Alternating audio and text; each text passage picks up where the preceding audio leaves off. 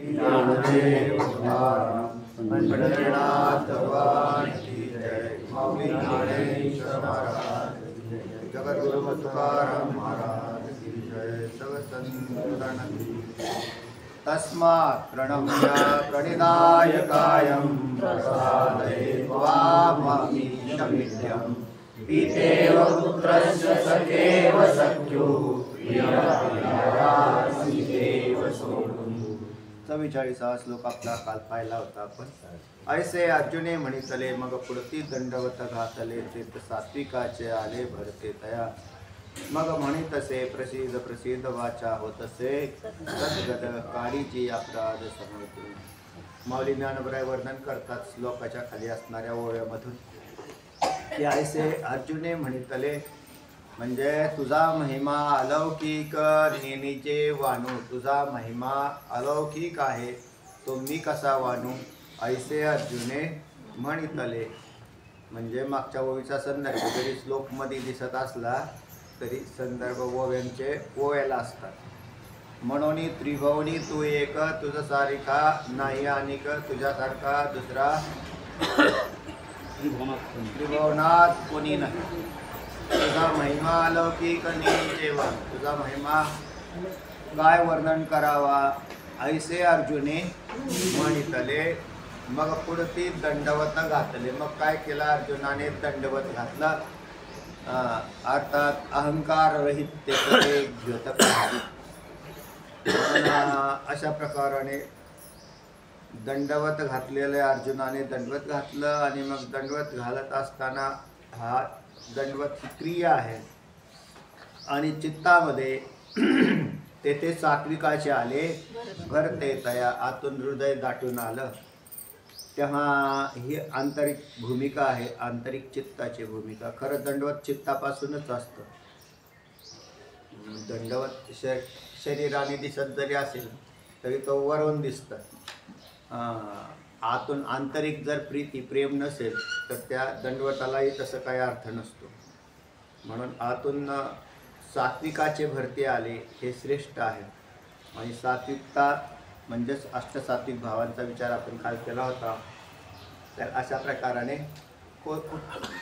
ते अष्टसात्विक भाव चित्तामध्ये प्रगट झाले। मग म्हणितले प्रसिद्ध प्रसिद्ध म्हणजे मला माझ्यावरती तुम्ही प्रसन्न व्हा देवा, प्रसन्न व्हा। वाचा होतसे सद्गद वाणी, त्यांची वाणी काय झाली सद्गदित अशी वाणी झाली। म्हणजे त्या वाणी सद्गदित झाली म्हणजे त्या वाणीमध्ये प्रेम दाटून आलं, वाणीमधून प्रेम दाटून आलं। शरीर दंडप्राय झालं आणि चित्तामध्ये अधिक प्रेमाची भरती आली। आणि या सगळ्या स्थितीतून अर्जुन म्हणतोय की देवा माझ्यावरती प्रसन्न व्हा। अर्थात या ठिकाणी प्रसन्न व्हा, भगवंत प्रसन्न आहेत याच्यात काही शंका नाही। म्हणूनच त्याला भगवद्गीता सांगताय प्रसन्न व्हा, तर अधिक प्रसन्न व्हावं। कारण त्यांच्या प्रसन्नतेमध्ये आपल्यावरती कृपा आहे, ते प्रसन्न झाले तर कृपा अधिक जास्त होते। मला या अपराध रूपी समुद्रातून तुम्ही काय काढा, काढी समुद्रवणी, अपराध समुद्रवणी काढी जी तेव्हा आदरार्थी वापरला तो जी। आपण मला या अपराध रूपी समुद्रातून मला बाहेर काढा। अपराध रूपी समुद्रामध्ये कोण आहे तर मीच आहे, केव्हापासून आहे अनादिकालापासून आहे। अर्जुन हा आपल्या सगळ्यांचा नेतृत्व करणारा आहे। म्हणजे अर्जुनासाठी हा नसून सगळ्या जीवांचं नेतृत्व अर्जुन करतोय असं समजून घ्यावं। नाहीतरी नरांचा श्रेष्ठ कोण आहे अर्जुनच आहे। तो नारायण आहे आणि हा नरश्रेष्ठ आहे आणि सगळ्या नरांचं उपलक्षण म्हणा कोण आहे तर तो अर्जुन आहे। तेव्हा अर्जुनाचे अपराध समुद्रासारखे आहेत। आपले आपले काय पटील जास्त त्याचे अपराध समुद्रासारखे आहे. आपले काय अजून जास्त काय त्याची भूमिका, किती मोठी लोक राहतात पहा. जसे तुकोबराय सुद्धा स्वतःला मी तव अनाथ अपराधी कर्महीन मतिबंध बुद्धी तुझं म्या आठवले नाही कधी वाचे कृपा निधी माय बापा. मी तव अनाथ अपराधी तुकोबराय सुद्धा म्हणतात मी अपराधी आहे. आणि ते अर्जुनाच्या मुखामध्ये मी माऊलींनी ओवी तीच टाकलेली आहे की मी तर नुसता अपराधी असा नाही तर मी समुद्रासारखे अपराध माझ्याकडून घडलेले आहेत. तर नुसत्या चालू जीवनात अपराध घडले किंवा असं काही नसून मागच्या अनेक जीवनामध्ये ज्या अर्थी जीवपणा आहे त्या अर्थी अपराध घडलेले असले पाहिजे. आपल्यामध्ये जो जीवपणा आहे ना तोच अपराधाचं द्योतक आहे. देवाला आपण कुठं देवाचं काय करायला गेलो तेव्हा त्याच्या प्रत्यक्ष आपली तर कधी गाठभेट बी नाही पडली, त्याची कधी आपण ही केली तेव्हा म्हणजे देवाचे अपराध आपण कधी केले असं कोणाला शंका येईल. आम्ही बाकी काय इकडे जगामध्ये वागत असतो पण देवाचे अपराध आम्ही कधी केलेले तेव्हा तिथं तोरण लावलेलं आहे का?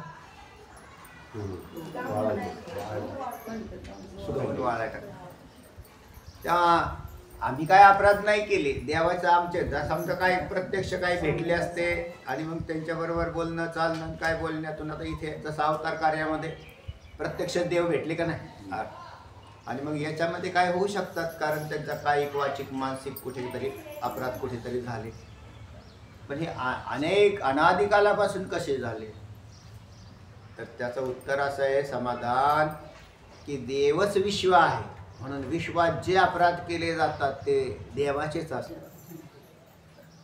तुम्ही ज्या संपूर्ण विश्वच देव आहे ना मग कोणाबरोबरही इतरांशी झालेले अपराध हे देवाशीच अपराध आहे. त्याचं हे संपूर्ण दिसणारं स्थूल शरीर आहे ते ईश्वराचंच आहे.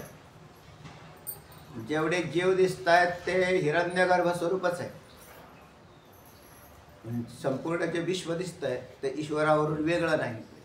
म्हणून या विश्वामध्ये जे काही केले जातात कृत्या ह्या सगळ्या यांचा अपराधी कोण आहे आपण कोणाचा तर त्या वैयक्तिक जीवाचा न धरता ईश्वराचाच आपण अपराध करतो, देवाचेच अपराध करतो. आणि हे केव्हापासून करत आलो म्हटलं तर आणि पुष्कळ काळ गेला अनादी काळापासून आपल्याकडं अपराध घडलेले.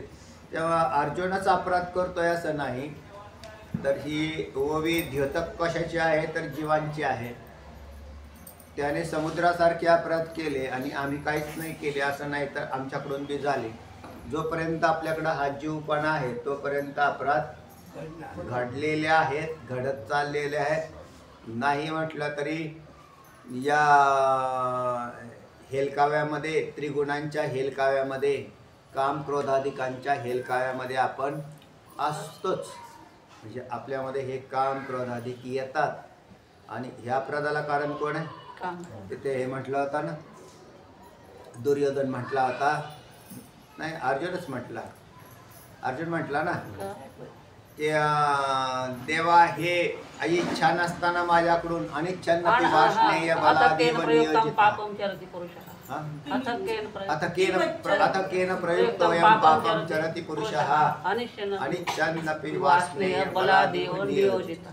तिथं म्हटलं होतं त्या श्लोकात की हे कोण माझ्याकडून बळजबरीने माझ्याकडून अपराध करून घेत आहे.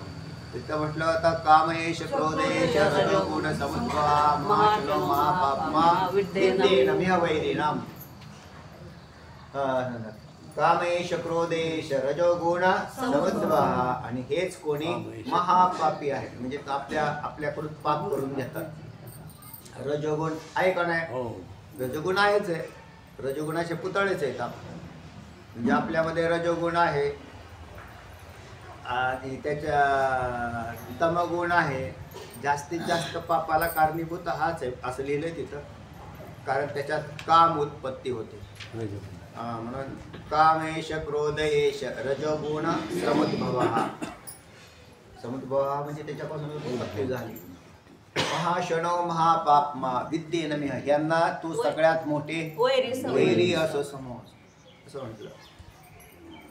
नुसता रजोगुणच वैरी बनतो असं नाही, तर रजोगुणाकार आता तो जीव कसा करतो, रजोगुणाने काय केलं तर प्रवृत्ती धारण करून दिली. कामाक्रोध कामादिकांची प्रवृत्ती त्या रजोगुणामुळे वाढली. किंवा तमांश प्रधानता असेल तरी बी झाले, पण त्याच्यात रजोगुण प्रमुख आहे.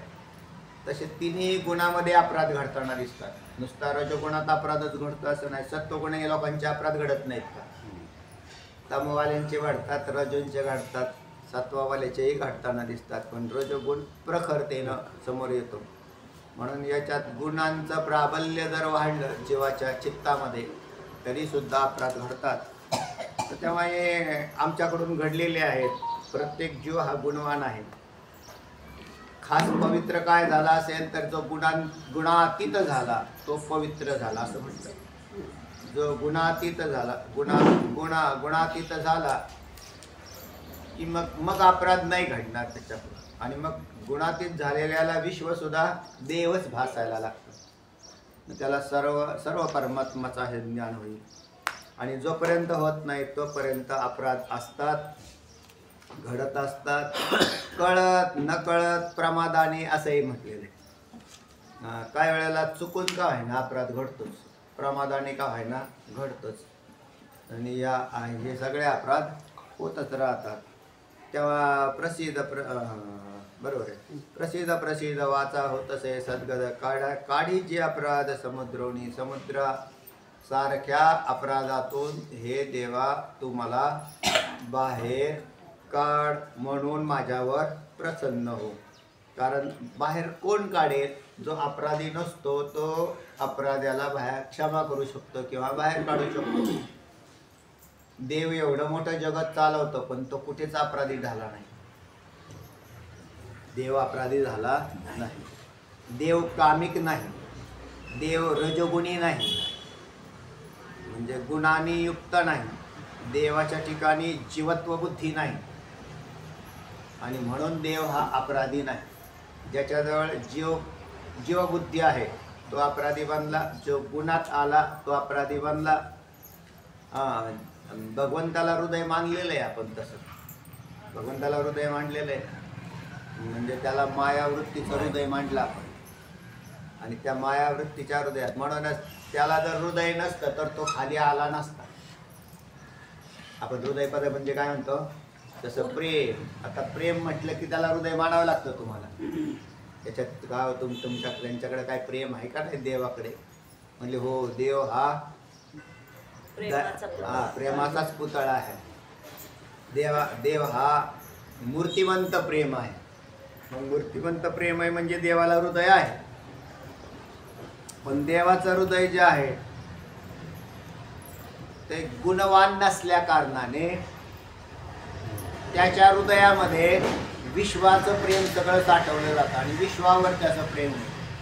म्हणूनच तो पिता म्हणूनही शोभतो, माता म्हणून शोभतो किंवा त्याला जे म्हटलं जातं त्याला शोभतो तो. आणि असा हा खाली म्हटलेलंच आहे विश्वसुहृदाते असा शब्दप्रयोग केलेला आहे.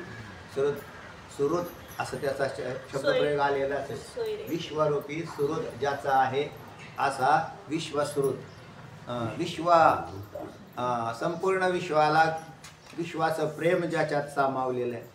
सगळ्या विश्वाची आपुलकी ज्याच्याकडे असते. आपल्याला आपुलकी असते, सुहृदपणा असतो, पण आपल्या माणसांचा असतो. अपपर भावातला आपुलकी असते. पण याला विश्वाची आपुलकी आहे. तेव्हा माझ्याकडून पुष्कळ अपराध झाले आणि तू तर अपराधी नाहीस, तर तू अपराध्यांना क्षमा करणारा असा आहे. अपराध्यांना क्षमा करायची असेल तरी जो अपराधी नसतो तो क्षमा करू शकतो. जो अपराधीच असतो तो काय क्षमा करणार आहे? म्हणून असा असणारा देवा तू. अर्जुनाने देवाला असं ओळखलेलं बरं, जाणलेलं की देव कसा आहे. तर देव असा आहे की ज्याला अखिल विश्वाविषयी सर्व जीवमात्राविषयी उदंड प्रेम आहे. आणि म्हणून तू आम्हाला या अपराधरूपी समुद्रातून वरती काढ आणि त्यासाठी प्रसन्न हो. तुझा विश्वसुहृदात एकही सोयरेपणे न म्हणो चिपाही. न म्हणूची पाही म्हणजे मानच देव मानतच नव्हतो. तू वास्तविक पाहता विश्व सोयरा आहेस. आपले आपले सोयरे जे असतात ते तात्पुरते असतात. काही ठरलेले सगळ्यांचे सगळे सोयरे नाही राहत. ज्यांचे जेवढे जेवढे सोयरे आहेत तेवढे हे म्हणजे हे आमचं सोयरे ते आमचे सोयरे असे झाले. पण ज्याला विश्वच सोयरेपणाने आपुलकीने ज्याने बांधलेलं आहे आपल्या हृदयामध्ये, असा विश्वसुहृद जर कोण असेल तर तो आहेस. आणि आम्ही मात्र आमच्या सोयरेपणाच्या परिच्छिन्न भावामध्ये राहून मान देत नव्हतो. म्हणजे त्याच्या सोयऱ्यामध्ये असा भाग राहतो, काही श्रीमंत काही गरीब, म्हणजे त्यांच्या याच्यातला भाग असेल. अगदी सख्खेपणामध्ये बी भाव तयार होतात ते. ज्याच्यात श्रीमंती ऐश्वर्य जास्त असतं की तो मोठा सोयरा म्हटला जातो. त्यामुळे हे मोठे सोयरे आमचेच आहेत सोयरे मोठे. तोच एखादा गरीब असला तर त्याच्याकडे लगेच ते पाहण्याचा दृष्टिकोनच त्यांचा वेगळा असतो. त्याच्यात जर कोणी एखादा असा थोडासा वाईट वर्तन करणारा असा असला तर त्याचं नाव सुद्धा घेत नाही. त्याला नका म्हणू आपले स्वाय म्हणून, त्याला बाजूला टाकून दे, त्याला बाजूला टाकून दिला जातो. किंवा एखाद्या असे दुर्वर्तन करणारे सुद्धा काही पेताड वगैरे असे राहिले, पेणारे फिनारे असे काही करणारे, तरी लोक त्याला लगेच जवळ करायला नाही करत. त्याला असे लांब, म्हणजे सोयरेपणामध्ये बी हे आपले आपपर भाव तयार झालेले असतात. सोयरेपणातही सगळेच काय तेवढ्या प्रेमाचे नसतात, तितके असतात. तसे भगवंत हे म्हणजे भगवान श्रीकृष्ण अर्जुनाचे सोयरे आणि सोयरे होते. तर त्या सोयऱ्यामध्ये आमचा काय भाव होता असं अर्जुन म्हणतो. तर आमच्या चित्तात त्याच्याविषयी तेवढा तुझ्याविषयी काही असा काही खास भाव. आम्ही स्वतःला काय समजायचो, श्रेष्ठ समजायचो आणि त्याला तुला कनिष्ठ समजायचो. म्हणजे सोयरेपणामध्ये बी येत. तेव्हा तुझा विश्वसुहृद आहे. वास्तविक पाहता तुझ्या हृदयामध्ये विश्वाचं प्रेम सामावलेलं आहे, साठलेलं आहे आणि तुला विश्वाची आपुलकी आहे. विश्वहृदय धारण करणारा तू आम्ही सोयरेपणेने न मानूची पाही. आम्ही तुला सोयरेपणाच्या आमच्या श्रेष्ठतेमुळं तुला सोयरेपणाचाही मान देत नव्हतं किंवा अगदीच तुला सामान्य नात्याने काय करायचो, धरलेलं होतं. असं तुला सामान्य ना, तुला तर विश्व सोयर आहे, तुला विश्व सोयर आहे. आम्हाला तू सोयरा होता, पण आमचा सोयरेपणाचा भाव कसा होता, तोकडा होता. ज्याला अनेक सोयरे असतात तो मग तिथे कशाला थांबेल. पण तरी सुद्धा हा देव पांडवांच्या ठिकाणी थांबला. मग कौरव सोयरे नाहीत का? कौरव सुद्धा अधर्मी वर्तन करणारे सुद्धा देवाचे सोयरेच आहेत आणि धर्मयुक्त वर्तन करणारे सुद्धा सोयरेच आहे. हा तिथंच का थांबला, तर हे केवळ धर्मयुक्त चित्ताचे होते म्हणून थांबला. पण तरी सुद्धा अल्पबुद्धी होतीच, जीवबुद्धी होतीच. जरी चांगली होती, आंतरिक वृत्ती चांगली होती त्यांची, धर्मयुक्त अंतकरणाची जरी होती तरी जीवपणाने ग्रस्तच होती ना, कोणाची, पांडवांची. आणि मग त्याच्यामुळे आमच्याकडून अपराध घडले. जरी वर्तनाला चांगले असतील तरी सुद्धा अपराध जे घडतात ते जीवपणाच्या जीवकृत बुद्धीतूनच घडतात. आणि म्हणून आमच्याकडून घडले. तेव्हा आम्ही तुला असा संकुचित नात्यातून धरत होतो. तुला असा विश्वसुहृद आहेस असं आम्ही कधी मानलंच नाही. आणि मानण्याचं कारण बी नव्हतं, कारण कळतच नव्हतं ना, संकुचित बुद्धीत काय कळेल तेव्हा. म्हणून तुला आम्ही तू देव आहेस, विश्वाचा देव आहेस असा कधी मान दिला नाही. आणि मग तुझ्यावर उलट काय करत राहिलो आम्ही, तुझं विश्वेश्वराची ठाई ऐश्वर्य केले. तुझं विश्वेश्वराच्या ठाई, विश्वेश्वराच्या म्हणजे सत्ताधीशाच्या ठिकाणी आमचं ऐश्वर्य केलं, म्हणजे आमची सत्ता गाजवली. वास्तविक सत्ता कोणाची, त्याची. आणि त्याच्या सत्तेत आम्ही आमची जीवकृत नवीन सत्ता निर्माण करून तुझ्यावर आम्ही सत्ता गाजवायचा प्रयत्न करत होतो.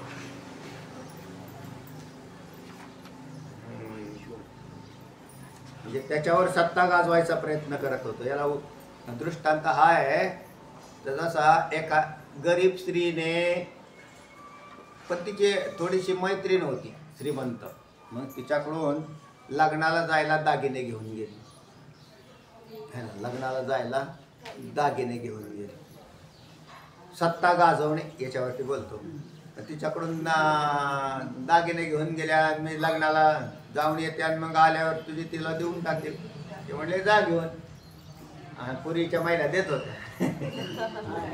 आता घेतच नाही. आता घेतच नाही. आता तुमच्याकडे बरेच प्रत्येकाकडे आहे. आता लय दागिने आलेले. पहिली गोष्ट ती खरे का खोटे हेच कळत नाही. चोरट्यांना बी अवघड झालं.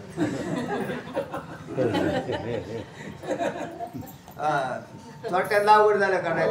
काय कोणतं चोराव? सगळं सारखं चाका चाका करते. त्या दागिने घेऊन जायचे तर मग त्याने दिले. ते म्हणजे जा घेऊन. आणि तिला काय माहिती आपल्याला सुद्धा त्याच लग्नात जायचं. पण तिला दागिने दिल्यावरती त्याला त्या लग्नात जायचं तर लोक ऐश्वर्य पाहून पाहतात ना. म्हणजे काय म्हणजे लयच मोठ्याची दिसते. आणि मग ते सगळे पंक्तीमध्ये आल्यावरती तिला घ्या की हो, घ्या की हो. कोणाचा मान? आणि तिच्या समोरच्या पंक्तीत ही बसलेली होती. आणि हिच्या काळात काहीच ना. तर हिला कोणी विचारेल का? तिला काय कोणी विचारणार काय आहे ना. ते म्हटले का? आता तिला माहित होतं ना तिच्या शेजारी बसलेली. का म्हटले बघा ना आता तिने म्हटले इतके दागिने घातले. सगळे तिलाच विचारतात. तिला विचारत. ते म्हटले काय माझे तर आहेत, मीच दिलेले आहेत म्हटले तिला. ते दुसरीला म्हटलं. तिने ते ऐकलं. ते म्हणले काय मीच दिलेले आहेत ना. तिला कोणी दिलेत? मीच दिलेले आहेत म्हटले.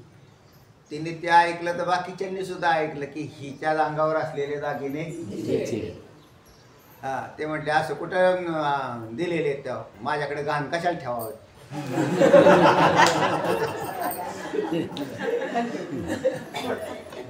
आता गहाण ठेवलेले आहेत का?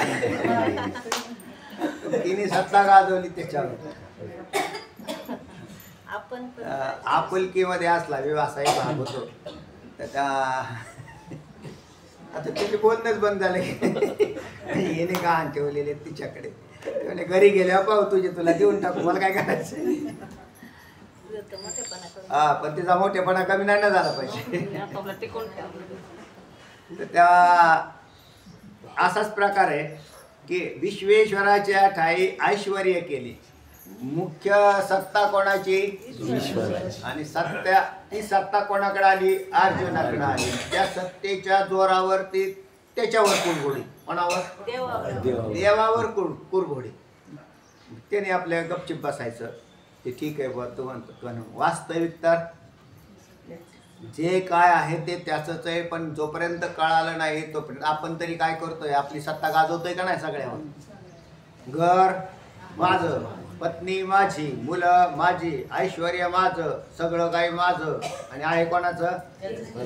त्याच. आणि मग त्याच्यातला ताटात निवत तयार करून त्याला आम्ही नैवेद्य दाखवला असं असं. आम्ही आमकं केलं त्याच्यावर त्याने आहे कोणाचं? त्याच आहे. पण हे माझं आहे अशा पद्धतीचा भाव चित्तामध्ये. आणि वास्तविक सर्व सत्ताधीश असलेला त्याच्यावरती त्याचंच ऐश्वर्य असताना त्याच्यावर आपण आपला अधिकार टाकलाय आणि त्याच्यातला भाग काढून त्याला देताना सुद्धा अशी भावना आहे की दिलं ना आम्ही. म्हणजे आम्ही काय देत नाही का त्याला? आम्ही देतो ना. आम्ही करतो ना देवाची पूजा. आम्ही असं असं करतो ना. आणि करतो ना तर कोणाचं करतो? सगळं काही त्याच. अवदार्याचा कुरुठा. हा अवदार्याचा कुरुठा जो स्वाधीन आधी सुबटा. हा बरोबर. तर हा वास्तविक तोच दानशूर, खरा दानशूर तो. अवदार्य म्हणजे दानशूरता आहे. आणि आमच्याकडे असणारी दानशूरता ही उगाच तोकडी, पण ती सुद्धा मन लावून नाही. आणि त्याच्यामध्ये सुद्धा काय करतो आपण, आपली सत्ता गाजवतो. हे सांगायचं आम्हाला की ऐश्वर्य केले म्हणजे सत्ता गाजवली. कोणाच्या ठिकाणी? विश्वेश्वराच्या ठाई ऐश्वर्य केले. जो खरा ऐश्वर्य त्याचंच ऐश्वर्य आमच्या ठिकाणी परिच्छिन्न भावात राहतं आणि तेच ऐश्वर्य आम्ही घेऊन त्याच्यावर कुरघोडी करतो आणि तो म्हणतो की आम्ही असं असं करतो. म्हणून जे जे दान पुण्य केलं जातं आपल्याकडून होतं हे वास्तविक पावळ आपल्या चित्ताला आपण विचारून पाहावं की हे आपलं आहे का, आधी वास्तवात आपलं आहे का, तर नाही. मग आपल्याकडून जे घडतं तर त्याच्यामध्ये माझ्याकडून घडलं असं म्हणण्याचा जो भाव तयार होतो ना आपल्या चित्तात, काही कारण नाही त्याचं.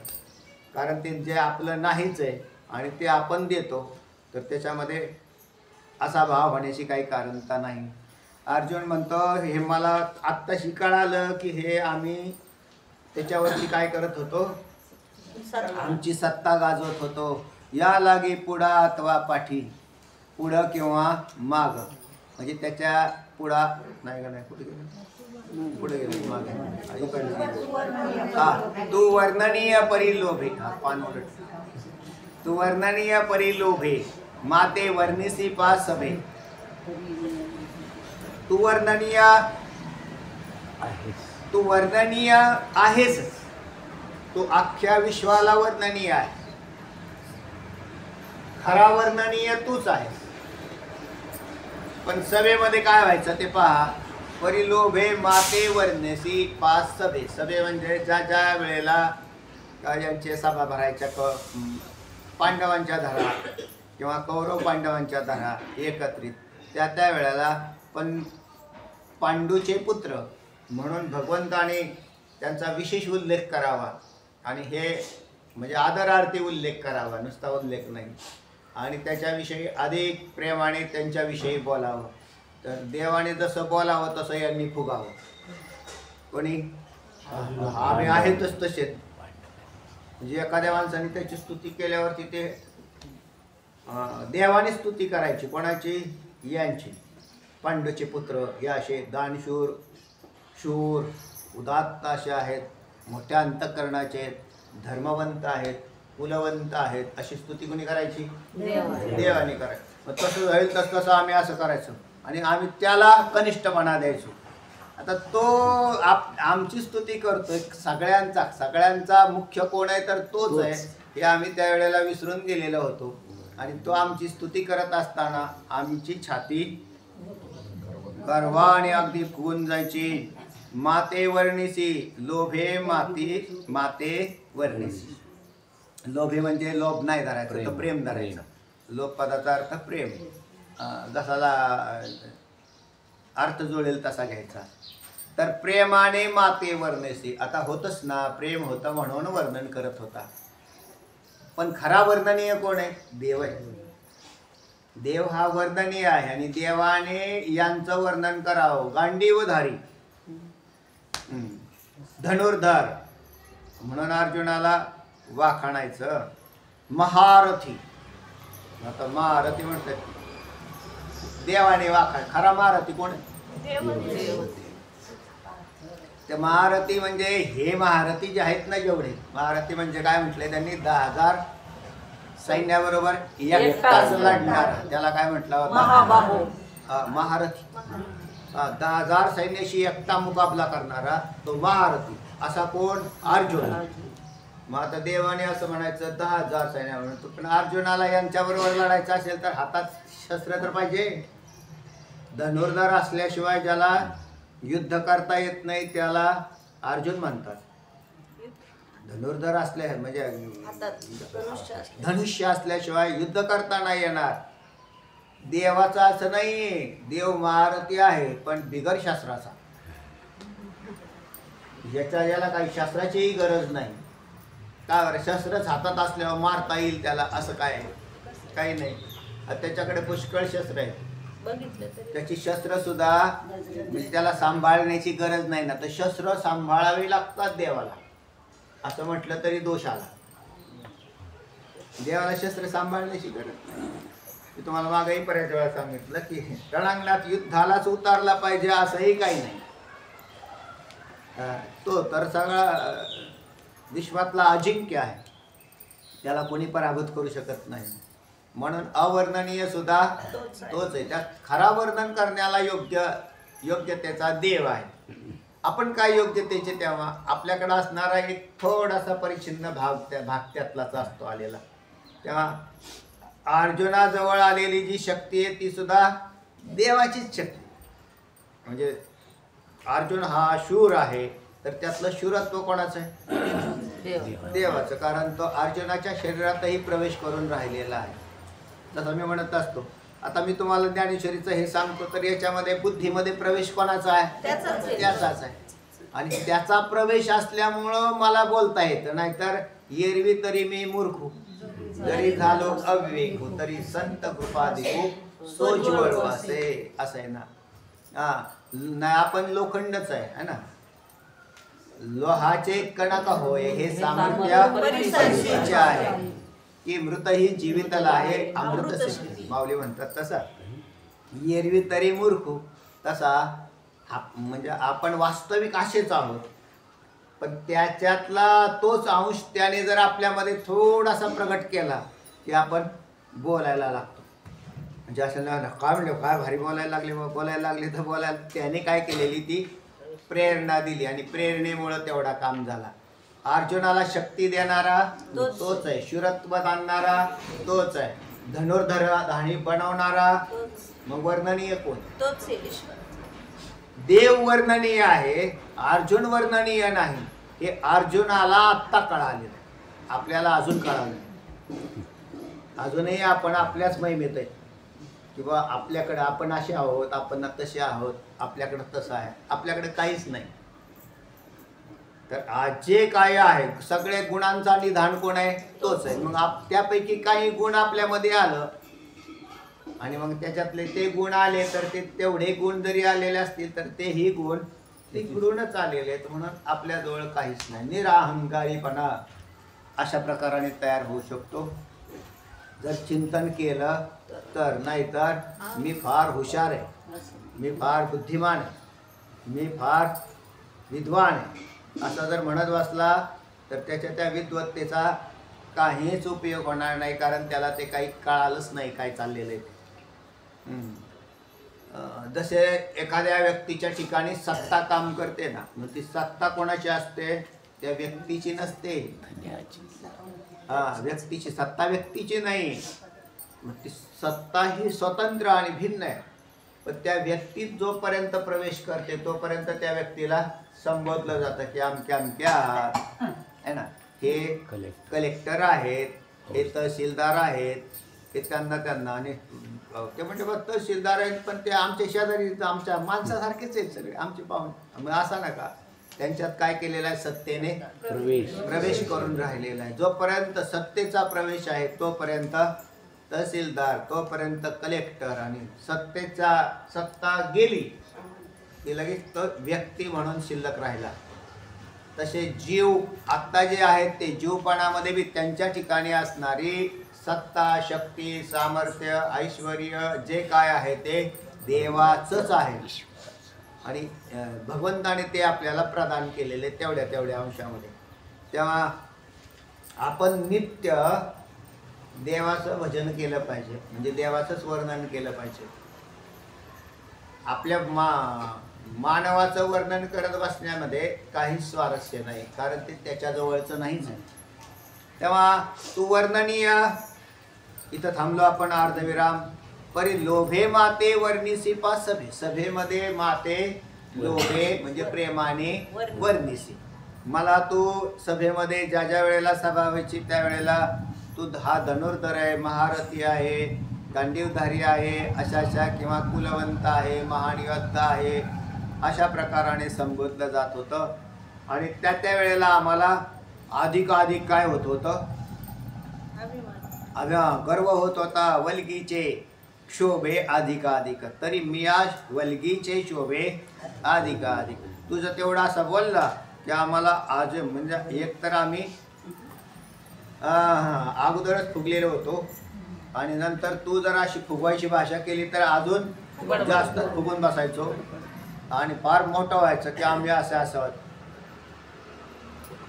राजसत्तेवर तुमचा अधिकार आहे असं देवानी म्हणायचं. पांडवांचा युधिष्ठिरचा अधिकार राजसत्तेवर आहे. युवराज कोण झाला? युधिष्ठिर युवराज झालता ना. आणि मग आता त्याला राजा कोण झाला पाहिजे? युधिष्ठिर झाला पाहिजे. आणि याला म्हणजे तो गादी मिळवण्याचा अधिकार सुद्धा नियमाने आहे. मग असं सांगितल्यावरती मग आम्ही काय आहोत? राजकुमार आहोत. फुगले का नाही?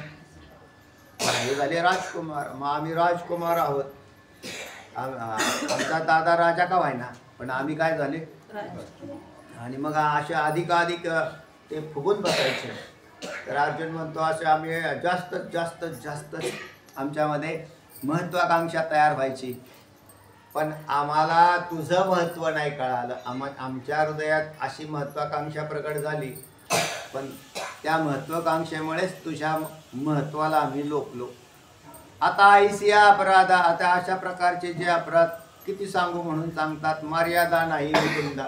मुकुंदा ऐसिया अपराधा मर्यादा नाही. मुकुंदा म्हणजे मुकुंद देवाचं नाव आहे. पण मुकुंद जरी देवाचं नाव असेल तर त्याचा अर्थ आहे तुम्हाला गेल्या वेळेस सांगितला. तात एवढ्यात झाला विषय. मागच्या 1.5 पानावर असेल फक्त की संकटातून सोडवतो त्याला मुकुंद असं म्हणतात. असं लिहिलं. आता मग एकदा वेळ येऊन गेल्या. जो संकटातून सोडवतो त्याला मुकुंद असं नाव प्रयोग झालेला आहे. संकटातून सोडवणारा है ना. उपसहावीची अशी ओवी येऊन गेली आता. तर त्याच्यात जो संकटातून सोडवतो त्याला काय म्हटलेलं आहे? मुकुंद असं म्हटलेलं आहे. आता मुकुंदा हे पदच इथे का आणलं तर आता खरोखरच आमच्याकडून अपराध घडलेले हे उगाणा करतोय अर्जुन देवाच्या समोर. आणि त्या अपराधातून बाहेर काढायचंय अशा प्रकारची विनवणी. म्हणून संकटातून सोडवणारा मुकुंद म्हणून मुकुंद या पदाचं योजन या ठिकाणी केलेलं आहे. ते आमच्याकडून जे अनंत अपराध घडले त्या सगळ्या अपराधातून तू आम्हाला बाहेर काढ, म्हणजे या संकटातून तू आम्हाला सोडव हे म्हणण्यासाठी मुकुंद हे पद बांधलेलं आहे. म्हणून रक्ष रक्ष प्रमादापासून या. आता ऐश्या अपराधा, ज्या अपराधांना ऐश्या अपराधा म्हणजे ज्या अपराधांना मर्यादाच नाही अशा अमर्याद अपराधापासून हे मुकुंदा तू आमचं रक्षण कर. कशापासून म्हणताल तर प्रमादा. प्रमाद हा शब्द चुका. प्रमाद या पदाचा अर्थ आहे चुका. पण चुका किती घडल्या तर त्याला काही माप नाही. अनेक चुका घडल्या आणि त्या सगळ्या चुकांपासून माझं रक्षण कर. म्हणून रक्ष रक्ष रक्ष म्हणजे रक्षण कर.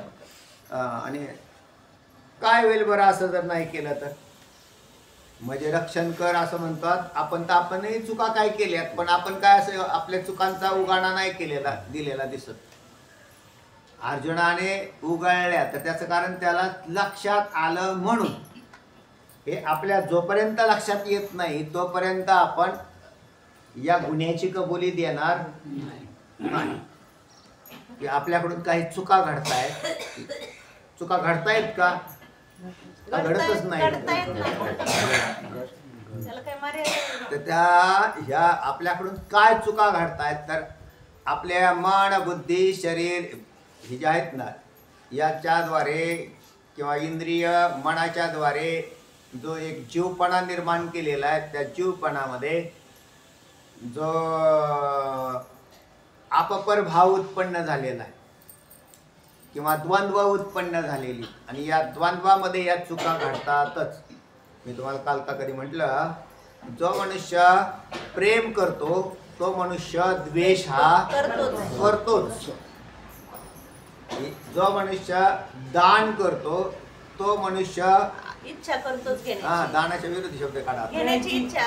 तो काहीतरी घेतोच. देशी तेव्हा घ्यायची. नाही ते नाही प्रमाण लागत. आपल्याला देणाऱ्याला जास्त जो इच्छा असते. मनुष्य मी म्हणतो ना तो आम्ही लय दान करतो, आम्ही दान करतो, मग तुम्ही कुठून तरी गोळा करत असले हो, आणि हे द्वंद्व आहे, द्वंद्व. हो, घेण्याची इच्छा असते. जो मनुष्य दुःखी असतो तो मनुष्य सुखी असतोच. असतोच.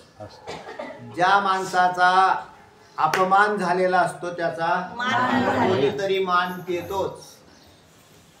जो मानाची अपेक्षा करतो त्याला अपमान कुठेतरी सहन करावा लागतोच. हे द्वंद्व आहेत बरं सगळे. हो. म्हणून जो कोणी म्हणतो की मी लय दान दिलं, मी लय दान दिलं, मग ते त्यांनी कुठून तरी मिळालेलं असेल त्याला असा अर्थ निघतो. फुकट दिलं तर कारण त्याच्यामध्ये काय झालेलं आहे, हे द्वंद्व तयार झालेलं आहे. आता आता त्याच्यात भाग आहे म्हणजे महाराज हे तर होतच राहणार आहे ना. पण त्याच्यात तुम्ही ज्या वेळेला आपण ज्या वेळेला याला सामोरे जात असतो त्यावेळेला जे अनुकूल घटक आहेत त्याचा स्वीकार करतो आणि प्रतिकूल घटक आहेत ते आले की मग त्याच्या ठिकाणी लगेच नकार द्यायला सुरुवात करतो. जो अनुकूलतेचा आणि प्रतिकूलतेचा स्वीकार करतात त्यांचं नाव संत. द्वंद्वातीत. कारण मग ते दोघांचा स्वीकार झाला आणि मान आणि अपमान हे दोन्ही समान ज्यांच्या ठिकाणी झाले. आणि देवाच्याही बाबतीत तसंच आहे. म्हणून देवाला अपमान वाटत नाही आणि अशा समस्थितीमध्ये देव. आणि जीव मात्र विषम स्थितीत आहे आणि विषम स्थितीत राहणाराकडून अपराध हा होतोच. म्हणून विषम स्थितीत राहिला की अपराध होतोच. आणि विषम स्थिती जाईल कशी, जीवपणा आहे तोपर्यंत विषम स्थिती राहतेच. जोपर्यंत जीवपणा आहे विषम स्थिती राहतेच.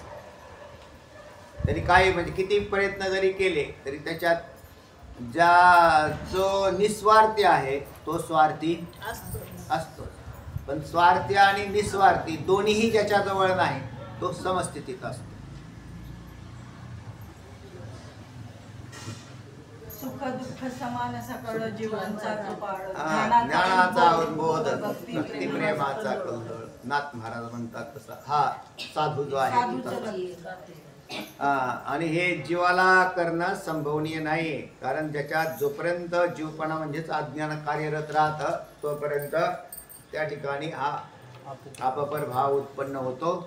आणि म्हणून आपण सुद्धा असे म्हणत होतो मी की आपण सुद्धा शरण जाण्याच्या योग्यतेचे आहोत. आपल्याला सुद्धा देवांनी आपलंही रक्षण करावं. आमच्याकडून सुद्धा कोटी कोटी अपराध घडले, पूर्वजन्मात घडले, आताही घडतायत. अजून मुक्त झालेला नाही. आणि जीवबुद्धी असेल तर अपराध घडत राहतील.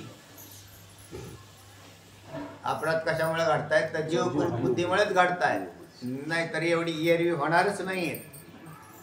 म्हणून रक्ष तो आमचं काय कर, रक्षण कर. आणि कशापासून, प्रमादापासून. आता हे जरी अजून एक भाग आहे प्रमादापासून म्हणजे आमच्याकडून चुका घडलेल्या आहेत ना या सगळ्या.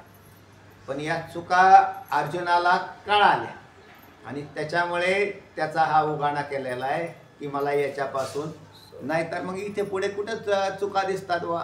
हे युद्धाचा जो प्रसंग समोर उभा राहिलेला दिसतोय त्याच्यात देवानेच सगळे निर्माण केलेलं आहे. आणि त्याच्यात पांडवांच्या बाजूने का व्हायना, रथावरती का व्हायना हा उभा राहिलेला आहे.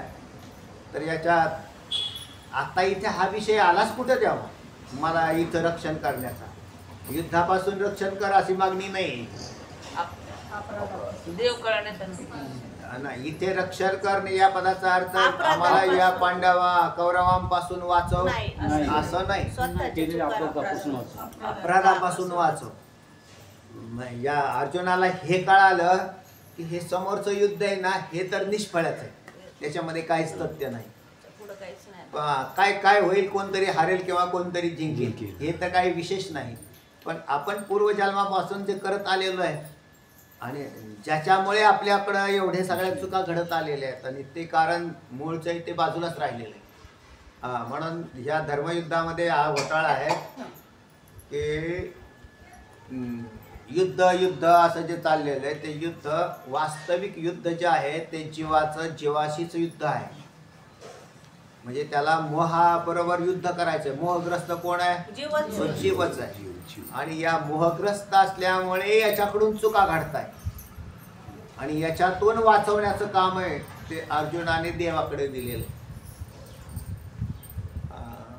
आणि आपली तीच अवस्था आहे की आपलं बी युद्ध चाललेलं आहे. कोणाबरोबर? मोहाबरोबर. अज्ञानवश अवस्थेमध्ये मोहग्रस्त असलेला हा जीव त्या मोहाबरोबर ते युद्ध जोपर्यंत जिंकत नाही तोपर्यंत चुका थांबणार नाही, अपराध थांबणार नाही. आणि तोपर्यंत आपल्याला देवाची शरणागती करावी लागेल की देवा वाचव, देवा वाचव. नाहीतर आपल्या कुठे पाठीमाग लागले दररोज. कोण तुम्ही दररोज देवाला म्हणता देवा वाचव, ते आमच्या पाठी लागले काय तुमच्या मागं? तेव्हा जगत नाही मागं लागलेलं, आपलाच मोह आपल्या पाठीमागं लागलेला आहे. आणि त्या मोहामुळे काय अवस्था झालेली आहे? मोहामुळे अशी अवस्था झालेली आहे की सगळ्या विकारांचं उगमस्थान मोह आहे. म्हणजे जीवपणा हा मोहाने युक्त आहे. मोह असेल जीवपणा आहे आणि त्याच्यामधून पुढचा सगळा व्यवहार घडताना दिसतोय. तेव्हा अर्जुन म्हणतो वाचव देवा, जी हेची विनवावया लागी, कैची योग्यता माझी अंगी. आणि ही वास्तविक पाहता ही योग्यता माझ्या अंगी नाही सुद्धा. ही विनवणी करण्यायोग्य इतकी सुद्धा माझी योग्यता नाही. किंवा एवढ्या मोठ्या देवासमोर अशी विनवणी करावी तर लाजणं असं यालाच म्हणतो आपण, लज्जित होणं. एखाद्या फार मोठ्या पुरुषाकडे जायचंय तुम्हाला किंवा असं गृहीत धरा पंतप्रधानांना भेटायला जायचंय आणि मग पंतप्रधान ते कशाला आपल्या गुणात सुदाम्याचे पोहे आपले भगवान श्रीकृष्णांना भेटायला कोण गेले? सुदाम देवजी गेले. आणि काय घेऊन गेले? पोहे चिरगुटात बांधलेले ते फाटलेले आणि त्याच्यात असे. आणि मग त्यांनी आपल्या असं कमरेला फसलेलं ते कस काय बाहेर काढावं बा. मंडळींनी तर सांगितलं होतं काय करा, देवाला द्या बरं का म्हणून. ते त्यांनी काय दिले नाही. द्यावं कसं? ते भगवंत त्याला राहून राहून विचारायचे वहिनींनी काय दिलं नाही का? वहिनींनी काय दिलं नाही मला. आता ह्याला सगळ्या दुनियाचं माहिती आहे, कुठं लपवून ठेवले हे बी माहिती. पण ते असेल मग काय दिलं नाही म्हणलं की त्याला ते पोह्याची आठवण आहेत का नाही का पडले ते असे परत आणून ठेवायचे. आणि मग ते असे मग ते परत म्हणायचे खरंच नाही दिलं ना? त्याण्याचे नाही नाही काय अजून काय नाही काय. आणि ते काय लाज वाटायला लागली ना, हे ऐश्वर्य एवढं मोठं त्याच्यात यांचं हे कुठं काढायचं. मग त्यांनी काय करायचं असेला. पण मग शेवटी देवानेच काढून घेतले ते म्हटले नाही इकडे ह्या या बाजूला काय आहे, इथे इथे ह्या हातात इथं काय आहे. ते त्यांनी परत म्हणायचं नाही काय नाही काय नाही नाही नाही बघू दे बघू दे. शेवटी हातातून अरे ते म्हणले तुझी सवय नाही गेली का रे सुदाम्या? पहिला मी तो तेच करत होता. त्यांनी चोरून खाल्ले ना. ते हे सगळे बघा ना. पण फुटाणे पोहे हे कृत्रिम दिसतंय है ना. ते कृत्रिमता दिसते का नाही याच्यामध्ये.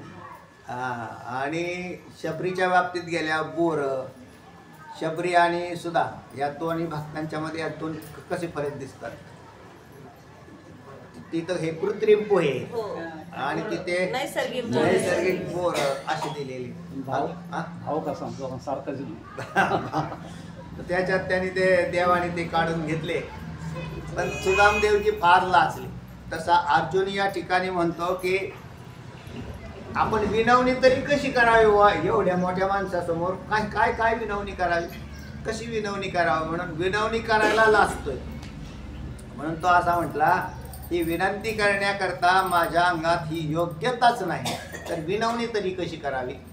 हा एक भाग कळाला. म्हणजे अर्जुनाला हे कळाला की आपण इतके कनिष्ठ आहोत की विनवणी करण्याची सुद्धा आपल्याकडे योग्यता नाही. पण हे कळाल्यानंतरचाच भाग आहे. आपण तर विनवणी करतच नाही देवाला, पण विनवणी करायला गेलो तरी त्याला निधड्या छातीने विनवणी करतो. म्हणजे त्याच्यामध्ये आपल्याला तसं काय वाटत नाही किंवा याच्यात बी काय योग्यतेचा काय मापदंड काय असतो असंही कधी आपल्या डोक्यात येत नाही. तेव्हा जी ह्याची विनवा वया लागी कायची योग्यता माझ्या अंगी परी अपत्य जैसे सलगी बापेसी गेले. आपल्याला विषय तिकडे द्यायचा होता त्यांना माऊलींना की हे योग्यता नसताना आहे ना, योग्यता नसताना ते करणं, मग त्याला दृष्टांत गाणावे लागतील काहीतरी. आणि मग त्यातला पहिला दृष्टांत आलेला आहे तो बापाचा, जो मूळ श्लोकामध्ये बी आला की परी अपत्य जैसे सलगी बापेसी बोली, किंवा बालक बापाचे ताटी रिगे आणि त्याची बापतीची जेवू लागली संतोषोनी की वेगळे संतोषाने वेगे मुखची ओढली. अशी ओळी माग नव्या अध्यायात गेली. हा तर बालक बापाचे ताटी रिगे चेवी. आणि मग त्याच्यात हे तयार कोणी करून दिलं, अन्न आणून दिलंय बापानेच, कमावलं कोणी त्याने आहे ना, आई बापाने दोघे आहेत त्याच्यात. आणि त्यांनी जेवण तयार करून ताटात आणून दिलं. आणि मग ते ताटातलं त्या बालकाने काय केलं, असं एक तुकडा त्याच्या हातात तरी किती बसतो तेव्हा, त्या असा त्या हातात घेत, कारण त्याला लोक ज्या असे बसलेले जेवायला ना त्यांनी ते पाहिले, किंवा बापाने त्याला चारले, बापाने चारल्यावरती त्यांनी ते पाहिलं की आपल्याला हे चारत्यास, त्यांनी बी एक तुकडा असा तोडला आणि बापाच्या तोंडात घातला. बरोबर आहे, कमवून आणलेलं आहे त्यांनी, बरोबर ना, मुलाने कसं बापानेच त्यांनी कमवून बिमवून नाही आणलेलं, काहीच नाही केलं. त्यांनी फक्त काय केलेलं आहे, बापाचंच असलेलं, त्यांचंच असलेलं त्याच्यातलंच घेतलं आणि त्याच्या तोंडात घातलं. वा वा वा वा, लगेच बापाला आनंद झाला का नाही आनंद? बापाला आनंद झाला. मुलाने तोंडात घातल्यावर बापाला आनंद झाला, तर मुलगा माझा कमावता झाला म्हणून नाही आला, तर प्रेमापोटी झाला. चावटी करीत असे प्रेम, चावटी करत असे बाळमती. बालक बोबडा बोली वाकुडा वाकुडा विसुका पावली ते चोच करोनी माऊली रिजे, ते चोच करोनी माऊली रिजे. तैसा मी तुम्हा प्रती चावटी करीत असे बाळमती, तरी तुम्ही जाती प्रेमाची असे, असं नव्या अध्यायात म्हटलं. तेव्हा अशा प्रकारे बालकाचे हा दृष्टांत माऊलींचा आवडता दृष्टांत आहे. अपत्य जैसे सलगी बापेसी बोले असा शब्द लिहिलाय. माग खाण्याचा विषय झाला आणि बोलेमध्ये सुद्धा असंच आहे. तर तो बोलताना त्याला काय बोलता सुद्धा येत नाही, म्हणून ते एखादा असं काय पद असेल, त्या घरात राहणाऱ्या माणसांनाच त्याच्या तोंडातले शब्द कोणते आणि काय अर्थाचे आहेत हे कळतात, कारण त्याला त्या वळण असते त्यांना की ते असं बोलायला लागलं की हो हो, मग त्याला ते कळतं. बाहेरचा माणूस गेलेला असेल आणि तिथं बसलेला असेल तर काय म्हणतं वय, तर ते म्हणले नाही नाही, हे म्हणते पाणी पाहिजे, पाणी पाहिजे, त्याच्या भाषेमध्ये तो तसा बोलत असतो. पण ते तसं जरी बोलला, त्यांनी काय बाकी काही नाही केलं, तेवढंही बोलला, तरी त्याच्यामुळे बाप जसा संतोषाला प्राप्त होतो. कारण अपत्य जैसे सलगी बापेसी बोले, सलगी म्हणजे अतिशय प्रेमयुक्त चित्ताने त्याच्याशी बोले. आणि मग असं जर असेल लढीवाळपणाने, त्यावेळेला म्हणजे हिता अर्धा भाग झाला. पुढे असं म्हटलं की पुत्राचे अपराध जरी झाले आगाध, तरी पितास आहे निर्द्वंद्व जैसे तैसे साहिज जी. मी कसा आहे तर अपत्यासारखा आहे, आणि मी तुमच्या समोर जो बोलतोय, जरी बोलण्याची योग्यता नसली, काय म्हटलं तर वरती, मला विनवण्याची सुद्धा माझ्याकडे योग्यता नाही, तरी त्या बालकाच्या योग्यतेप्रमाणे मी तुमच्याबरोबर बोलण्याची काय करतोय, कृती करतोय, चेष्टा करतोय, सलगी करत आहे. तेव्हा तुम्ही रक्ष पुन्हा मग वरच्या होईचा अर्थ घेतला की तुम्ही मला रक्षण करा. आता हा विषय निघालाच अपत्य जैसे सलगी बापेसी बोले, तर माऊली म्हणतात मूळ श्लोकामधला विषय आला की पुत्राचे अपराध जरी झाले आगाध, तरी पितास आहे निर्द्वंद्व तैसे साहित्य. पुत्राचे अपराध अगाध जरी झाले तरी पिता निर्द्वंद तैसेच. तैसे साहिजो. निर्द्वंद्व अर्थात द्वंद्व न ठेवता. द्वंद्व म्हणजे सुख दुःख काही तुझा भाव कुठलाच असा न ठेवता. पिता जसा तो काय करत असतो, सहन करतो. कारण असं आहे, कोणताही एखादी गोष्ट कोणतीही घडली की त्याच्यातून द्वंद्व तयार होतं. एक तर ते म्हटले बघ फार चांगला, आज आमच्या बरोबर ती फार तुम्ही प्रेमाने बोलले, तर हे द्वंद्वच झालं. कारण की ते प्रेमाने बोलले तर हे द्वेषाने सुद्धा बोलू शकतात. असं द्वंद्व एक भाग फक्त त्या वेळेला प्रकट नसतो. ज्या वेळेला तुम्ही एखाद्या व्यक्तीबरोबर द्वेषाने बोलता, प्रेम सुप्त असतं. समजून घ्यायचं हे आज द्वेषाने बोलत असतील तरी उद्या प्रेमाने. म्हणूनच कोणत्याही पक्षाची माणसं कोणत्याही पक्षात जरी गेली पक्ष कोणता का व्यक्तिवैर करू नका असं म्हणले ते. व्यक्तिवैर नाही तर ते आमचं पक्षाचं धोरण आहे. कसा ज्या वेळेला एक कोणता तरी भाव असतो तेव्हा एक भाव सुप्त असतो आणि एक भाव प्रगट असतो. एक सुप्त असतो आणि एक प्रगट असतो. प्रेम भाव जर प्रगट असेल तर कुठेतरी द्वेष भाव हा सुद्धा सुप्त अवस्थेत असला पाहिजे. पण पिता आणि पुत्राच्या बाबतीत कसं होतंय ते पहा.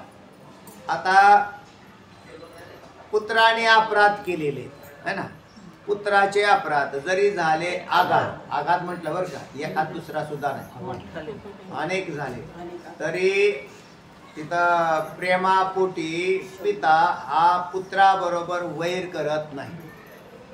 पुत्राबरोबर वैर झालं का नाही. म्हणजे ज्या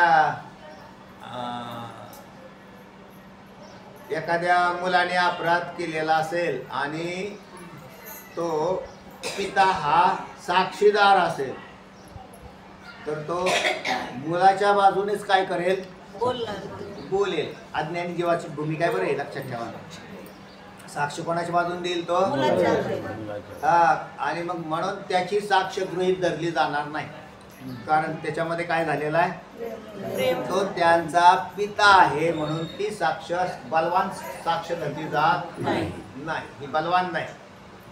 कोणी एखादा तटस्थ असेल आणि बाहेरच्या कोणी व्यक्ती आहे आणि त्यांनी साक्ष दिली तर ती साक्ष त्या पित्याच्या साक्षीपेक्षा, कारण त्या पित्याच्या साक्षीत काय आलेलं आहे, प्रेम आलेलं. म्हणून त्या प्रेमापोटी पित्याने दिलेली साक्ष ही पुत्राच्या बाजूला झुकणार आहे. कारण ते पित्याचं हृदय आहे. तो त्याला हे करेल कसा, म्हणून तो हा दृष्टांत आलेला आहे आणि तो योग्य बी आहे.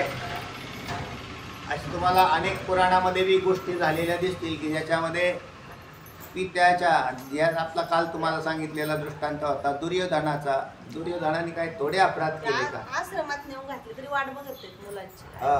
आश्रमात नेऊन घातलं तरी पोरांची वाट पाहतात. ही सध्याची स्थिती आहे बरं. म्हणजे त्या आईबापांना आश्रमात नेऊन घातलं ते म्हणतात पोरगा नाही आला भेटायला. बरं पोऱ्या येईल भेटायला. तुमचा आला का पोऱ्या भेटायला, नाही आमचा येईल आज येणार आहे. कशाला येणार आहे, तिथं नेऊन ठेवलं तेव्हा तो यायला बी येईल भेटायला. याला म्हणतात बरोबर असा चालू जगातला चालू स्थितीतला दृष्टांत ही वस्तुस्थिती आहे. आणि तसे तरी मग पुराणातले दृष्टांत तर आहेतच आहेत. आणि तेव्हा आणि सगळे आई आणि बाप आहेतच, त्यामुळे त्यांना सुद्धा अनुभव आहेच. किंवा काही जरी झालं तरी समजा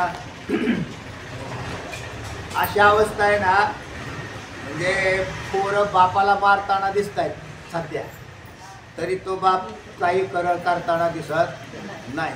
का त्यांनी लगेच गुन्हा दाखल केला पोराच्यावर जाऊन, नाही केला. ही आज बी वस्तुस्थिती आहे. अगदीच उन्हाळ झालेली जी पोरं आहेत ना ती त्या बापाला मारताना दिसत आहेत. आणि मग मारताना दिसतात तरी तो म्हणतो की जाऊन दे आहे आपलंच आहे, आता काय करता कोणाला काय काय अपराध सहन करायची क्षमता आहे बाई हो लय जास्त. हा? आपल्या कशी भांडणं तर याचंच नाव काय आहे? प्रेम. हा? तोंड दाबून दुःख्यांचा त्या पुत्राचे अपराध जरी झाले आघात तरी पिता साहे निर्द्वंद्व तैसे साही जोजी तैसे तुम्ही सहा, कारण तुम्ही सुद्धा आमचे पिताच ना, देव आपला पिता नाही का? आणि आता आम्हाला कळालं, कारण तुम्हीच 9व्या अध्यायात आम्हाला सांगितलं पिता हा मत्स्य जगतो माता दाता पिता असं तुम्हीच म्हणता. मग तुम्ही आमचे पिता आहात आणि तुम्ही पिता आहात तर आमचे सगळे अपराध तुम्ही सहन करा आणि म्हणजेच मला रक्ष माझ्यावर प्रसन्न व्हा आणि माझं रक्षण करा. कुंडली करणारे पंढरीनाथ भगवान की जय.